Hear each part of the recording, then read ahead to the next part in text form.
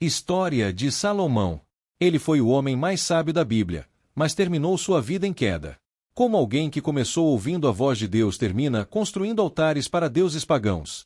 A história de Salomão é um labirinto de glória, escolhas e consequências que vão muito além dos contos de sabedoria, e talvez espelhem decisões que você nem percebe que está tomando hoje.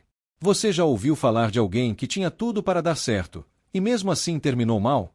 Alguém escolhido por Deus, abençoado com dons extraordinários, que começou brilhando mas aos poucos, se perdeu? Essa é a história de Salomão. E ela nos ensina algo poderoso: não basta começar bem. É preciso terminar fiel.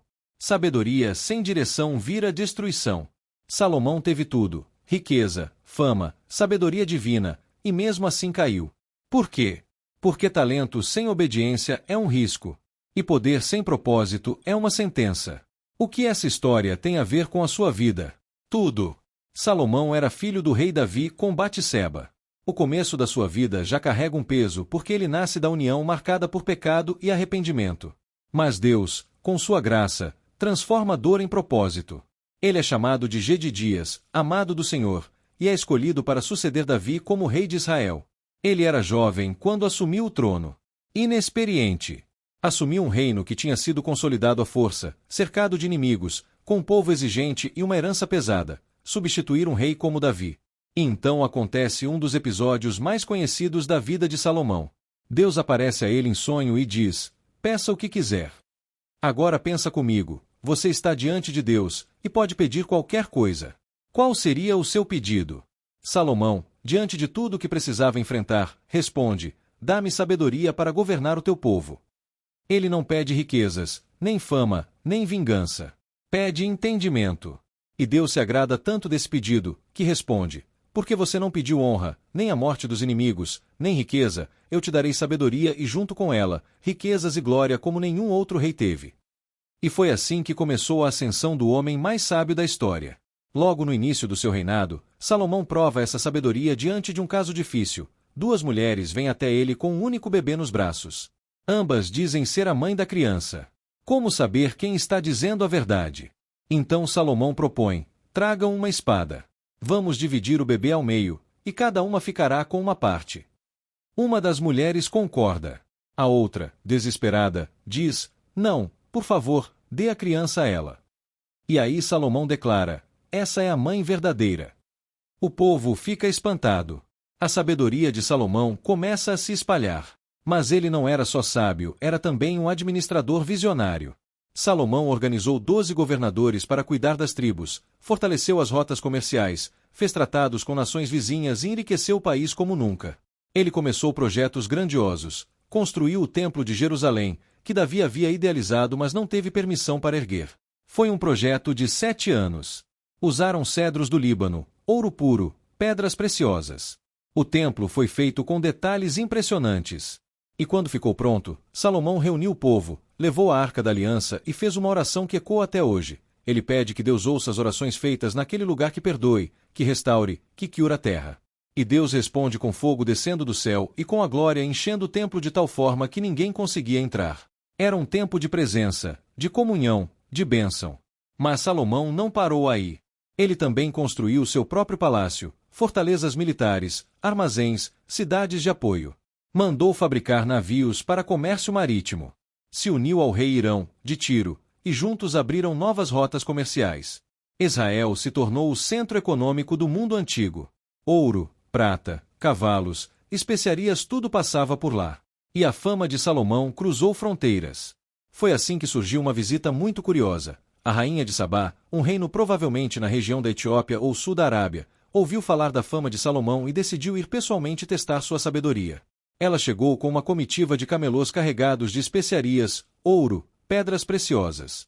E fez perguntas difíceis. Desafiou a inteligência dele. Mas Salomão respondeu tudo. Ela ficou impressionada com a sabedoria dele, com a organização da casa real, com os alimentos servidos, a forma como os oficiais se portavam.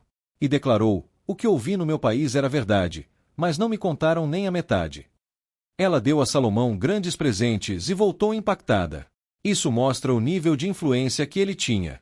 Salomão também escreveu provérbios, milhares deles, e compôs cânticos. O livro de Provérbios reflete sua sabedoria prática. O Cântico dos Cânticos, sua poesia. E existe um livro chamado Eclesiastes, que a tradição atribui a ele, onde o autor descrito como filho de Davi, rei em Jerusalém diz: vaidade de vaidades, tudo é vaidade. Ali, vemos alguém que experimentou tudo, prazeres, riqueza, trabalho, conhecimento, e percebeu que sem Deus, tudo perde o sentido. Embora alguns estudiosos acreditem que o livro tenha sido escrito mais tarde, o conteúdo carrega o peso de alguém que viu tudo, teve tudo, e entendeu que o essencial é temer a Deus e guardar seus mandamentos. Mas apesar de tudo isso, Salomão caiu. A Bíblia diz que ele amou muitas mulheres estrangeiras, moabitas, amonitas, egípcias, sidonias, e que elas levaram seu coração a servir outros deuses. Ele permitiu a construção de altares para ídolos como Astarote, Moloque e Quemóis. E o homem que ergueu o templo do Senhor, agora permitia cultos pagãos em Jerusalém. E aí, algo muda.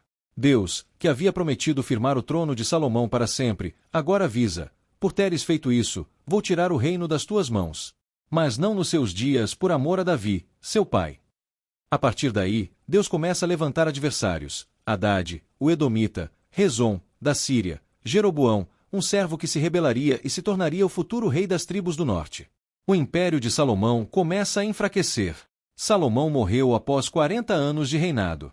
E o que ele deixou? Um reino dividido. Um filho despreparado, Roboão, que perdeu a maior parte do território. Um povo cansado de impostos. Um legado manchado. Ele teve tudo. Começou brilhando, mas terminou apagado. E essa história me faz refletir muito. Porque às vezes a gente começa com tudo: paixão, visão, promessas, dons. Mas no meio do caminho, o coração se divide. O sucesso tira o foco. As distrações parecem inofensivas. E quando a gente vê, já está longe demais. A queda de Salomão não aconteceu de uma vez. Veio aos poucos. Pequenas concessões. Pequenos desvios.